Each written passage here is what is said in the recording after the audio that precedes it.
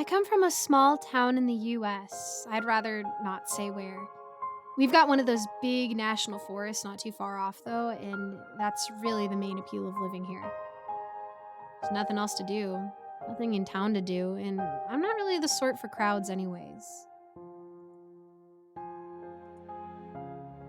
Wandering in the woods, though, going for hikes and exploring, it's dangerous, but nothing makes me quite as happy. It's a shame I won't be coming within a mile of those woods ever again. A couple weeks back, things were different. I'd go for a hike at least a dozen times a month. I only work a couple days a week, so I have a lot of free time to myself. I'm a programmer. Might be a bit of an odd choice for a nature junkie, but I can do my whole workload in a couple of afternoons, and as long as I tell my boss it took me the whole week, I get a full week's pay. And that gives me plenty of free time for what really matters to me. I was in the woods again, following an old trail I've been down more than a few times, when I noticed something I've never seen before. A branching path off to my right. I wondered why I'd never noticed it, but didn't think too much about it. It was a new adventure, and that's all that mattered. The trail led for at least a couple miles, maybe more. I was walking for nearly 2 hours before I reached it. And by it, I mean the most beautiful garden you've ever seen. A clearing in the forest with an absolute sea of strange, vibrant flowers. I walked carefully so as not to crush anything as I stepped through this Eden that I had stumbled upon. The flowers were huge, each petal the size of an oak leaf, and they varied in shade from deep sea blue to crimson and dark purple as well. I was sure somebody must have put them here, must be tending to them. I waited for a while, hoping I might be able to meet the one that had created such a magnificent place. But alas, nobody came, and the sun began to set. I knew better than to stay in the woods at night, so I packed up and left. For a moment, I pondered taking a flower with me, but that felt wrong. These weren't my flowers. This wasn't my garden. I didn't have the right to just take one, so I left for the day. Of course, I knew I would return. I needed to know who was responsible, who'd created this masterpiece. And I did return, no less than 4 times over the course of the week. Every time I'd go down the same path, arrive in the same garden, and savor the serene beauty of the place. There was nowhere like it, I was certain, in the entire world. But no matter how many times I came or how long I stayed, I never did catch a glimpse of the one who tends the garden. That bothered me to no end, and unfortunately, it made me lose my grip on common sense. I became sure that whoever was responsible must be coming around at night, and that if I wanted to meet them, I would need to do the same. The danger of wandering the forest at night no longer mattered to me. Bears and wolves, screw 'em. I would take that risk. Obsession makes someone do foolish things. And so, it was sunset when I first set upon the trail. I slept all afternoon, so I wasn't particularly tired as I walked, although my foolishness had become a little more apparent. Sunset gave way to dusk, gave way to night, and in the darkness, surrounded by towering trees with only starlight to illuminate the path before me, I am not ashamed to admit I was nervous. Afraid, even. But I never considered turning back. It was out of the question. I needed to know, you see. And so, when I reached that fork in the path, despite every instinct telling me that I should not be here, I didn't hesitate.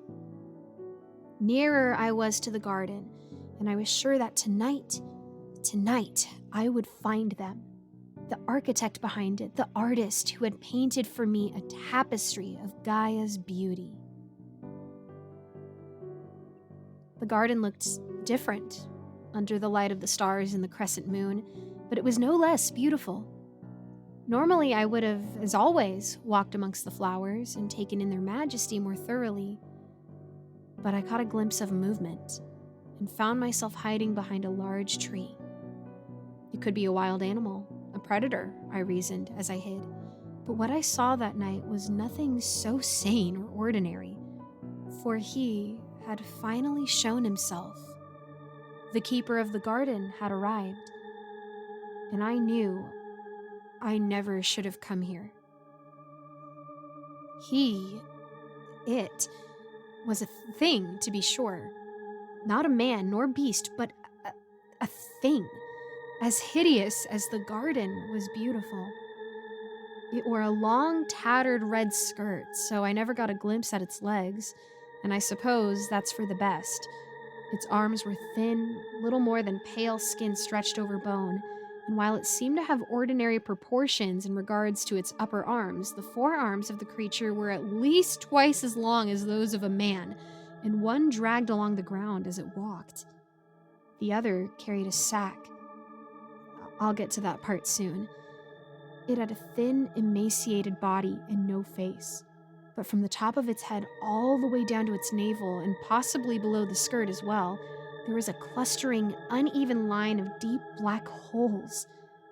It had no eyes, no ears, no mouth, no hair, and as I watched, it opened the sack it carried and began to feed the flowers. Inside the sack, it had carried the corpse of a young woman, bruised and stripped naked. It wrapped these long, thin fingers of one hand around the waist of the dead woman, lifting her up, and with the other it seized and twisted off her head with a sickening crunch. Then it held the head over the flowers and stepped through the garden, pouring her crimson essence upon each and every one. When the head was mostly drained, it gently moved it back into the bag and lifted the body, tipping it upside down and continuing the process. My mind had gone blank with fear. I was paralyzed, and then, behind me, I heard a high-pitched warbling whistle. I turned around but saw nothing. As I looked back, however, the keeper had disappeared. The paralysis had been broken, but the fear remained, and I bolted down the trail. I made no effort to remain quiet. I was sure the thing had seen me, and I had no intention of letting it catch me. No desire to see that horrible, emaciated body up close or to know what might hide in those dark holes along its body. I ran, and even as my stamina started to give way, I refused to stop, coughing and panting as I persisted. And then, suddenly, I was out of the woods. The path should have been several times longer than it was, thinking back. But at the time, I was just happy to have escaped. And then again, I heard the whistle and turned around. It came from a boy, something mimicking a young child. It wore a skirt not unlike that of the keeper and was similarly pale. While thin, scrawny even, it did have a bulging pot belly. It had neither nipples nor a belly button nor hair to speak of, but it was the face of this boy thing that made me shudder.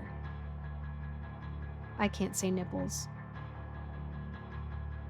It didn't have a belly button nor hair to speak of, but it was the face of this boy thing that made me shudder. Blind, white eyes, an overly large nose with skin stretched across the nostrils, and no lips, just exposed gums and teeth, forever forming a ghastly, predatory grin. It closed its mouth and the whistling stopped, and to my horror, a second mouth formed along the boy thing's pot belly and spoke in an impossibly deep voice. You had best not return to the garden again. It was never meant for you. I couldn't breathe, couldn't speak, and so I found my second wind and ran further still, into town, as far from the woods as I could get before I collapsed from exhaustion.